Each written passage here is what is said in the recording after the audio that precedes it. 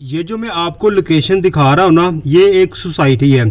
पहुँचने पर पता चला कि ये न्यू रहमान सोसाइटी है और जीटी रोड के बिल्कुल साथ ये इसका मेन गेट है।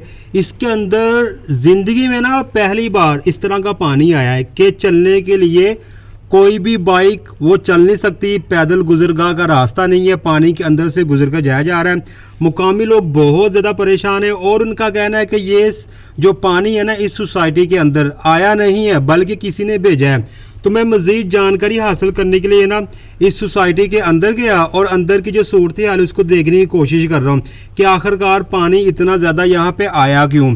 ये जो सोसाइटी है ना ये असल में ना राना टाउन के पास, फिरोजवाला के पास और पठान कॉलोनी के पास रचना टाउन के सामने ये सोसाइटी है, जिसकी वजह से इस इलाके में भी पानी आ चुका हुआ है। लोगों की इतनी मेहनत से घर बनाए हुए हैं, बहुत अच्छी लोकेशन भी थी, मेन जीटी रोड इसके साथ अटैच है, सारी सहूलियात है, लेकिन फिर पानी आ गया। यूं कहें कि लाखों का नहीं बल्कि करोड़ों का नुकसान होने का खदशा है। लोग बेचारे घरों के अंदर महसूर होकर रह गए हैं, बेचारे पानी के अंदर से गुजरे हैं। एक मौलाना साहब यहाँ से गुजरे, मैंने उनसे पूछा कि पिछले साल यहाँ पे पानी आया था। कहता नहीं भाई, मैं जब से मैं यहाँ पे आया हूँ तकरीबन 13-14 साल वो कह रहा था कि तब तक ये फर्स्ट टाइम ऐसा पानी आया।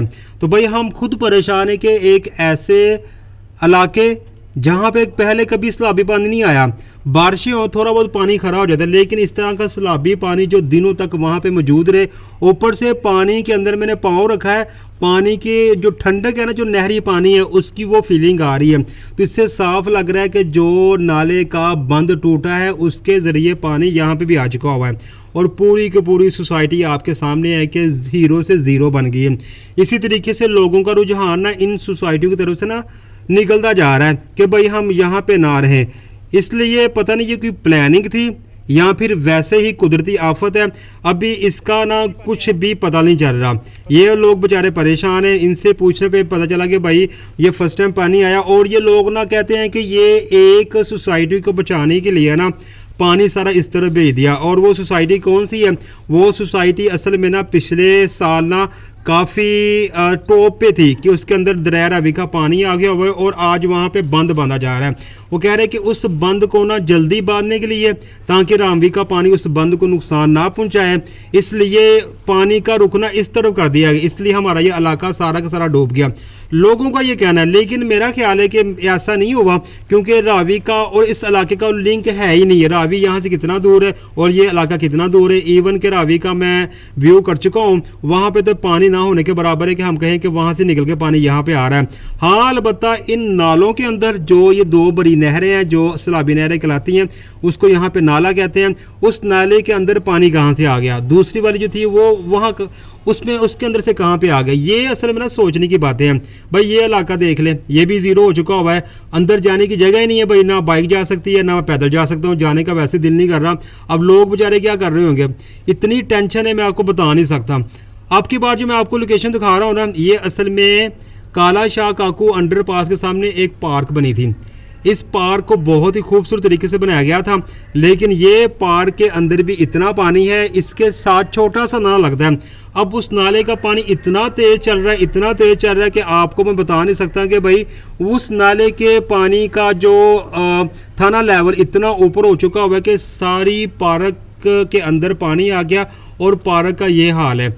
मैं आपको आगे तक इसका विजिट करवाता हूँ क्योंकि आगे तक मेरी बाइक जा रही है।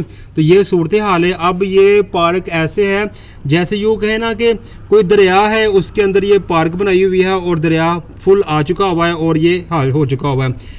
जब से मैं इस जगह से सफ़र कर रहा हूँ ना, तकरीबन कि पिछले यूँ कहें कि 20-25 साल हो गए हैं, फर्स्ट टाइम देखा है कि इन जगहों के ऊपर इस तरह पानी मौजूद हो।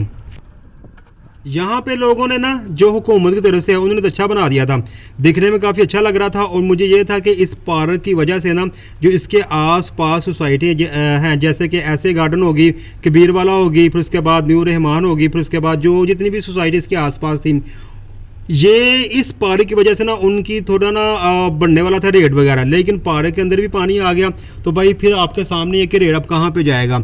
अब सारे जितने भी लोगों ने यहाँ पे सोसाइटियाँ बनाई हुई थी वो सारे परेशान हैं कि भाई क्या करें। इस पार्क का हाल देख के मुझे लग रहा है कि भाई इस इलाके को यहाँ तो बहुत बड़ी पानी की आफत ने आके घेर लिया हुआ है, यहाँ कोई प्लानिंग है। अभी कोई बात सही से वाजिया नहीं हो रही, क्योंकि जहाँ से बंद टूटा है, जिधर से पानी आ रहा है उधर मेरा जाना नहीं हो रहा, क्योंकि इतना पानी ज़्यादा है कि हम वहाँ पे जा नहीं सकते। एक तरह का खतरा बहुत ज़्यादा है। ये आपको दिखाऊं, ये भी शुरुआत में, आगे बहुत ज़्यादा पानी है और ये पूरे का पूरा एक जंगल शुरू होता है, वहाँ तक पानी जा चुका हुआ है।